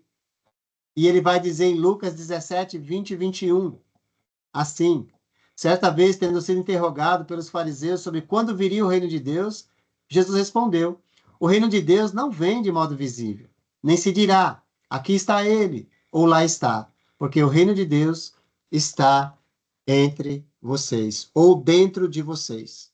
Tá bom? O reino de Cristo é espiritual, gente. Você é governado por Cristo dentro de você, se você já aceitou e entregou sua vida para Ele. Ele também é universal, formado pelos salvos de toda tribo, língua, povo e nação. Graças a Deus. Então não é só nós aqui, né? Não somos nós apenas, mas sim o reino é universal. Jesus, ele é o governante desse reino. Por quê? Porque ele é o rei dos reis e senhor dos senhores. Jesus está governando, o mundo não está à deriva, tá bom? Ah, mas o mal parece que está tomando conta. Parece. Mas vai chegar um ponto em que Deus vai julgar todas essas pessoas que estão praticando o mal e, inclusive, criando regras que se opõem à vontade dele. Não me preocupar com isso. Basta que eu me posicione diante da verdade estabelecida por Jesus. Tá bom? Então, tudo bem? Se ele define o que é casamento, casamento é de um homem e uma mulher, qualquer coisa diferente disso é rejeitado. Eu respeito essas pessoas, mas eu não concordo com essa atitude. Ponto. Não vou brigar com ninguém, mas vou me posicionar o tempo todo contrário a isso. Tá bom? Por quê? Porque isso se opõe ao que Jesus, ao que Deus ensinou. Estão trocando as relações naturais por outras contrárias a Deus. E com isso nós não podemos concordar. Isso está em Romanos capítulo 1. Depois você lê lá. Como servos no reino, os cristãos devem a Cristo o primeiro lugar em sua vida. O reino de Deus vem em primeiro lugar. Ao servir a Cristo, a igreja se transforma em uma luz e bênção para o mundo. Lembra disso, tá bom? Nós falamos sobre isso no decorrer da nossa lição. Nós vamos ser reconhecidos como verdadeiros discípulos de Jesus pelo amor e não pela guerra, tá bom? Se alguém está causando intriga e guerra no meio do povo de Deus, vai ter sérios problemas quando chegar na presença de Deus. Então é bom mudar, né? A igreja foi chamada para adorar. A igreja adora a Deus como seu templo ou santuário espiritual. Vai ter uma lição que nós vamos falar sobre isso, então eu vou avançar aqui com mais intensidade. Tá bom? O Espírito de Deus mora nesse templo, ele habita nos cristãos, ok? Espero que você valorize isso. É igual uma pessoa chega e fala, eu posso fazer tatuagem no meu corpo? O seu corpo é seu? Eu pergunto. Eu pergunto assim, não, eu não digo pode ou não pode, gente. Para mim não importa isso. O seu corpo é seu? Se é seu, você faz dele o que você quiser. Mas está escrito que o meu corpo, o meu, é santuário do Espírito Santo, então não é meu. Então não posso fazer com ele o que eu quero. Edivaldo, e aquelas pessoas que já fizeram? Essas Deus perdoa e as recebe. Mas se você entregou sua vida a Jesus, você está cometendo uma atrocidade contra aquilo que não é seu. Tá bom? O nosso corpo é santuário do Espírito, não nos pertence. Eu fico incomodado, então eu tenho que ler, tá? Porque senão parece que é uma opinião do Edivaldo, e não é. Não é. Eu vou ler, tá bom? Aí eu peço só mais uns minutinhos da sua paciência. Olha, diz assim, ó. Vocês não sabem, Paulo está perguntando, que são santuários de Deus e que o Espírito de Deus habita em vocês? Se alguém destruir o santuário de Deus, Deus o destruirá. Pois o santuário de Deus, que são vocês, é sagrado, dedicado a alguém. Acabou, gente, não precisa mais discutir. Porque no Velho Testamento fala que não pode. Não preciso do Antigo Testamento para isso. Não preciso. Basta eu saber que o meu corpo não me pertence. Tá bom? Na igreja, todos os cristãos são sacerdotes e oferecem sacrifícios espirituais de adoração a Deus. A adoração precisa ser oferecida em espírito e em verdade. Como falei, nós vamos tratar disso numa lição bem específica, então, aí nesse aspecto eu já fico entendendo que essa informação é suficiente. Cada cristão tem acesso direto à presença de Deus através de Cristo, o único sumo sacerdote da igreja. A igreja foi chamada para ser pura e assim deve se manter até que Cristo a resgate para a eternidade. A igreja foi chamada para a santidade e pureza de vida. Mais uma vez, por isso ela não se mistura com esse mundo de trevas, esse mundo político, esse mundo que está cada vez mais distante de Deus. Não. Ela entra no mundo para evangelizar. Porque o mundo quer fazer o quê? Diabolizar cada vez mais. E nós não queremos fazer parte disso. Desde que Deus é santo, seus filhos também precisam serem santos. e a igreja foi descrita como uma nação santa. Todo membro da igreja é chamado de santo, sagrado e puro, e precisa evitar pecados da carne e atitudes irreverentes para com Deus. Não abandone a santidade, porque sem santidade ninguém verá o Senhor. Hebreus 12:14 fala isso. Os que vivem pecando não permanecem em Cristo. Jesus quer que sua igreja seja santa e sem mácula.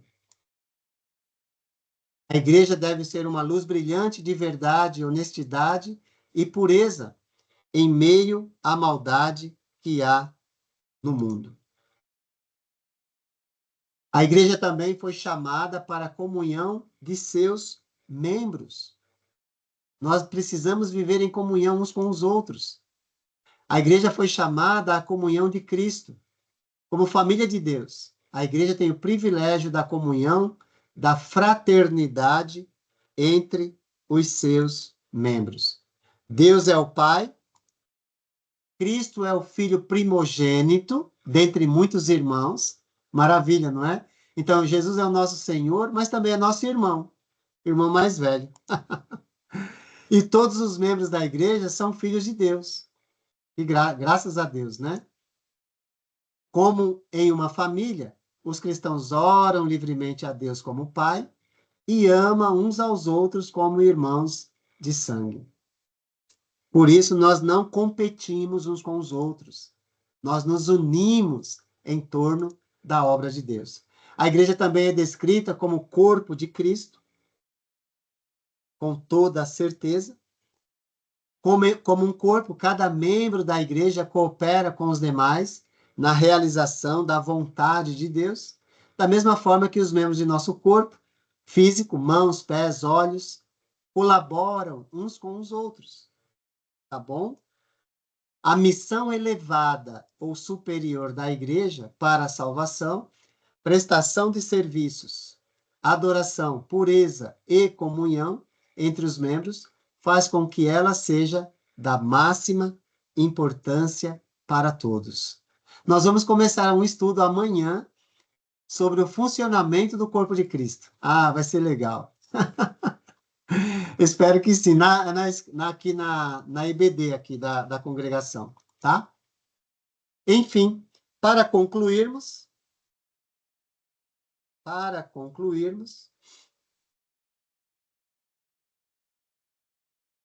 vamos, né, verificamos nesta lição a grande importância da igreja. Deus, ele a planejou, Deus prometeu, Deus profetizou, Deus enviou seu filho que morreu para comprá-la. Nós vimos tudo isso. Deus enviou o Espírito Santo para ajudar os apóstolos a plantarem igrejas em toda a terra. Ela é a única instituição humana em que todos os homens podem unir-se para cumprir o propósito de Deus em relação à humanidade, que é servir ao Senhor Deus e ter o privilégio de suas bênçãos. A nobre e elevada missão da igreja faz com que seja digna da mais alta consideração e respeito. A missão de salvação, serviço, adoração, pureza, comunhão, constitui para o homem o maior desafio sobre a terra. A igreja tem, então, importância suficiente para que todo homem a considere com seriedade e a procure com diligência, com todo o esforço possível, tá bom? Assim, dizemos, a ele seja a glória na igreja e em Cristo Jesus, por todas as gerações, para todos sempre. Amém. Amém. Não Amém. esqueça nosso lema, e amém mesmo, muito bom. Deixe a Bíblia falar. Deus te abençoe e te guarde, hoje e sempre. Amém. Amém.